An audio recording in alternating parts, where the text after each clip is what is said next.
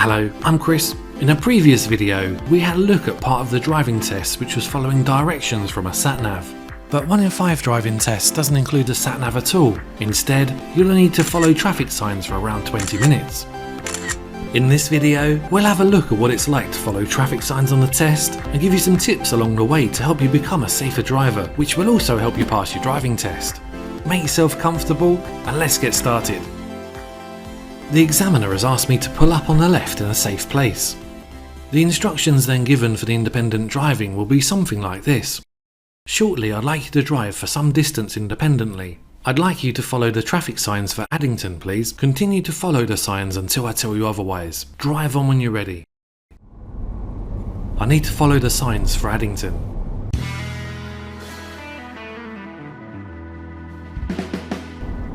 On your test, it will be to somewhere that's local to your test centre.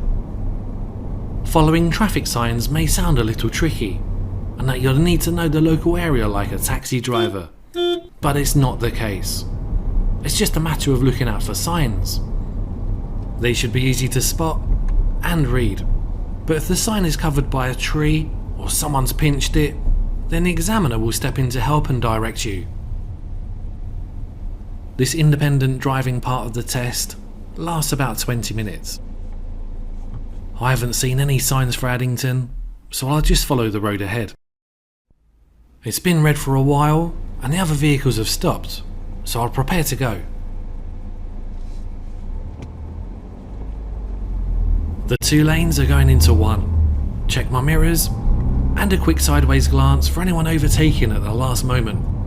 Watching the bus in case it wants to move off. Also being careful of any pedestrians in front of it wanting to cross the road. Check the mirrors and move back to the left, but avoiding the cycle lane. Pedestrian crossing ahead.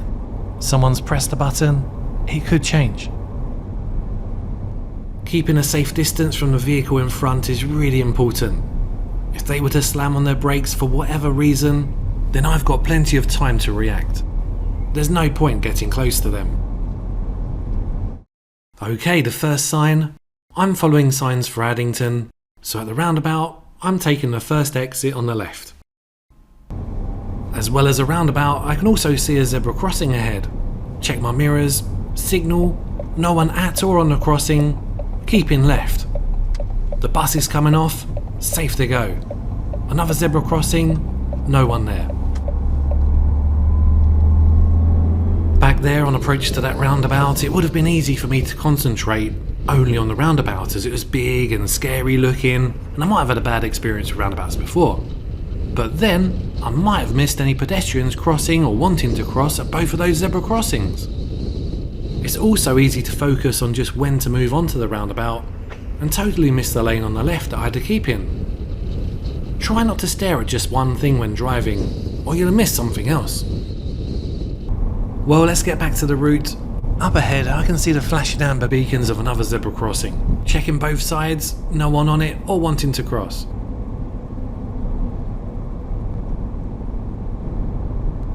Parked vehicles ahead, there's no one coming. Check the mirrors, looks safe. Also being aware that someone might zoom out of this side road without looking. Check mirrors, move back to the left. Roadworks ahead, it looks tight, so I'll slow down to second gear before going through. As I'm driving uphill, I need to speed up and accelerate, build up momentum before changing up to third gear, or otherwise gravity will slow me down really quickly. That was quite a tight gap back there. Remember to slow down unless you're driving slow already before driving through tight gaps. It's easier to judge, and it makes it more comfortable for your passengers too. The solid white line in the centre of the road that's closer to me means that I can't cross or straddle it. They have the line here as it would be dangerous to overtake. But there are certain circumstances when you are allowed to cross it, as you can see on the screen. I've now got a broken line nearest to me, which means that I can overtake if it's safe, as long as I can complete the manoeuvre before reaching a solid white line. The white arrows on the road indicate that you need to get back onto your side of the road. A bend to the left coming up. I'm still following the signs for Addington, and it's another roundabout. I'm approaching from the bottom of this sign, and Addington is the first exit on the left. Observe early to the right so that you're ready to stop and ready to go. As I mentioned earlier, don't stare just to the right but also look ahead. Check mirrors, signal left. I've changed down to second as the roundabout is clear, and now I'm keeping to the left. This hill is steep. I'm staying in second gear as it helps me keep the car at a slower speed than third gear. This is known as engine braking, and is better for the brakes as I don't have to brake as much. I can change up to third now as it's not as steep.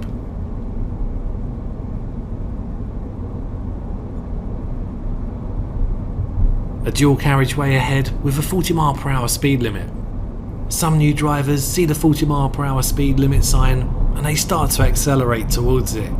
But bear in mind, it's only a 40 mph speed limit after the sign and not before. I'm keeping in the left-hand lane as I'm not overtaking or turning right. This allows drivers behind to overtake if they want to.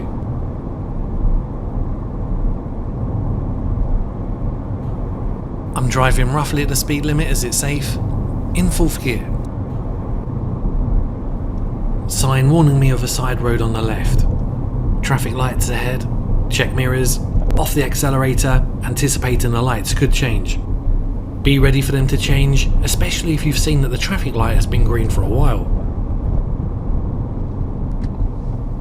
Another sign, but this one's obscured by the tree. Well, Addington isn't to the right, so I must need to turn left at the roundabout, first exit. If this happens on your test, the examiner will help and direct you. I'll need a left-hand lane for this. Pedestrian crossing, it's green, no one's pressed the button. I'm looking ahead at the car in front braking, but also checking the roundabout. It's quite busy. I will need first gear. Only move on to the roundabout when you can see it's safe. Don't go just because the driver next to you does. Check mirrors and cancel the signal in case they think I'm turning left. Green traffic light could change. The speed limit is still 40 miles per hour as I haven't seen any signs telling me any different, and it looks safe to drive at 40.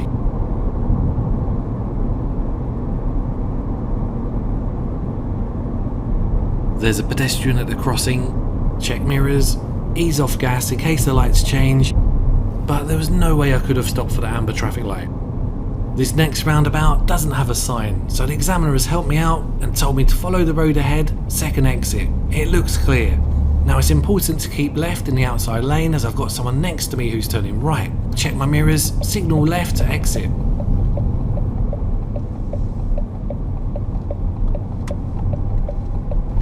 Don't forget that when you're driving faster, it will take you longer to stop.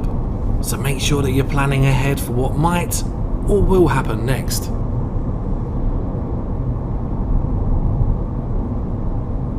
During your driving test, the examiner will ask you to do one reversing manoeuvre, which will either be pulling up on the right hand side of the road and then reversing 2 car lengths, parallel parking, forward bay parking,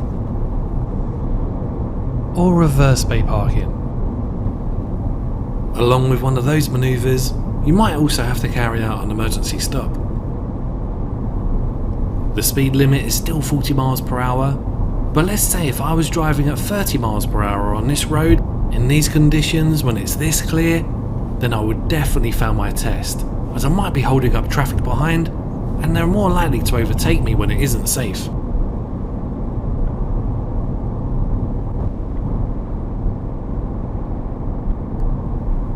Look out for these small repeater signs that remind you of the speed limit.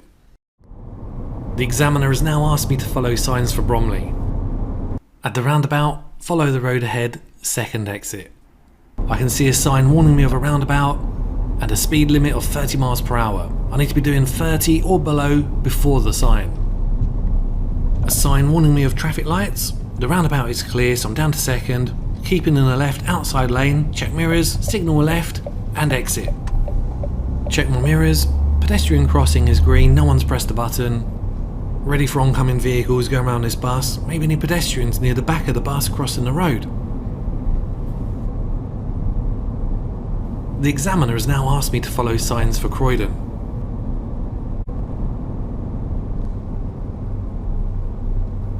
The sign shows that Croydon is the first exit on the left. There's also a sign warning me of frail pedestrians likely to cross. Check mirrors, signal left, planning to stop, but looking to go. Select first gear. Good opportunity, accelerate, check mirrors, up to second.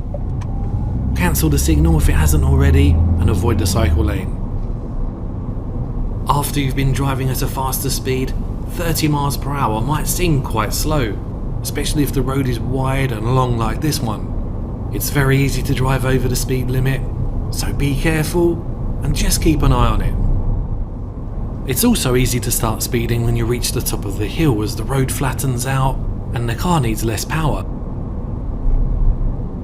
This is a bay for parking on the left. You're allowed to park here at certain times and days. Look out for a sign if you do want to park, but no one's parked here, so I can drive through it. The examiner has now asked me to follow signs for Beckenham. Check mirrors. Signal right, braking gently for a nice smooth slow approach. I can see an emergency vehicle in my interior mirror going to overtake.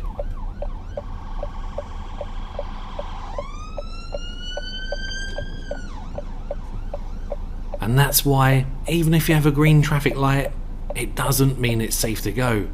But be aware of who's around you, because as you've seen, emergency vehicles can go through red traffic lights, and also bad illegal drivers do too. The markings, which are a little bit hard to see, show me that I have to go near side to near side at this crossroads. The green filter arrow gives me priority to turn, as the oncoming will now have a red light.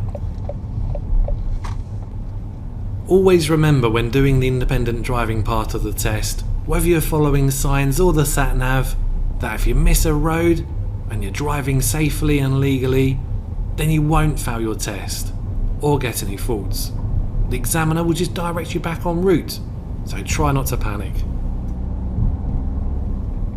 Once the independent driving part of the test is finished, the examiner will tell you that they will direct you from here. Watch this video next to find out what the top 10 reasons are for failing a driving test. As always, thanks a lot for watching. Please give it a like if it helped, and subscribing really helps us make more videos. In the meantime, stay safe on the road, and bye for now.